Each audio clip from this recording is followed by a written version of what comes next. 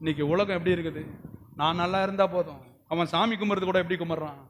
ஆண்டவரே, ஆண்டவனே, நான் நல்லா இருக்கணும், என் குடும்பம் நல்லா இருக்கணும், என் பிள்ளைங்க நல்லா இருக்கணும், என் தொழில் நல்லா இருக்கணும். ஆனால் நாம் என்ன சொல்லுகிறோம் என்று சொன்னால், இல்லையா, ஆண்டவரே, இந்த தேசம் நன்றாக இருப்பதை கர்த்தர் விரும்புகிறேன்.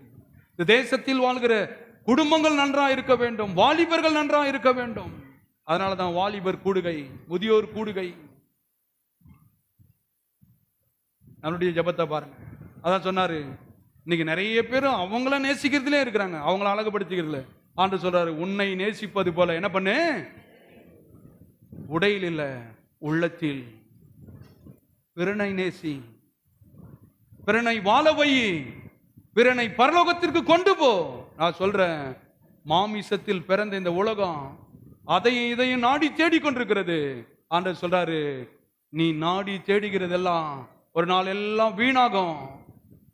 ஆனால் இன்றைக்கு மரித்தால் இந்த உள்ளே இருக்கிற ஆத்மா மனிதனை எங்கே போவான்?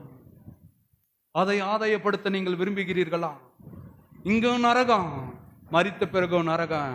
நான் சொல்லுகிறேன், ஆண்டவர் சொல்றாரு, ஒருவனும் கெட்டு போகாதபடி, ஒருவனும் செத்து போகாதபடி நித்திய ஜீவனை பெற வேண்டும் என்றால், நித்தியமான சந்தோஷத்தை அடைய வேண்டும் என்றால், நித்தியமான வாழ்க்கை வாழ வேண்டும் என்றால், தன்னையே உங்களுக்காக ஒப்பு கொடுத்த இயேசுவை இந்த உலகம் அறிய வேண்டும். எத்தனை பேர் விசுவாசிக்கிறீர்கள்?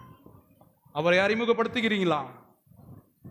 குடும்பங்களுக்கு உள்ளே கல்ற மாதிரி இருக்குது, வெளியே அலங்காரமா இருக்கிறான், வெளியே உடை மாறி இருக்கிறது, உள்ளே எண்ணங்கள் மாறவில்லை, தோற்றங்கள் மாறி இருக்கிறது, உள்ளே குணங்கள் மாறவில்லை. ஆண்டவர் சொல்றாரு, ஒரு மனிதன் கவனிங்க, கிறிஸ்துக்குள் இருந்தால் அவன் எப்படி இருக்கணும்? புது புது சிருஷ்டி. குடும்பம் நல்லா இருக்கணும், பிள்ளைங்க நல்லா இருக்கணும். இதற்காக தான் ஜீவனை கொடுத்தார தவிர, நீங்க கருப்பா இருக்கலாம், சிவப்பா இருக்கலாம், அது ஆண்டவருக்கு தேவையில்லை. நீங்க அழகா இருக்கலாம், அழகு இல்லாதவங்களும் இருக்கலாம். கர்த்தர் எல்லாரும் உள்ளத்திலையும் வாசம் பண்ண விரும்புகிறார். அவர் பேரு இயேசு. கரங்களை தட்டி தேவனை மேம்படுத்துவோம்.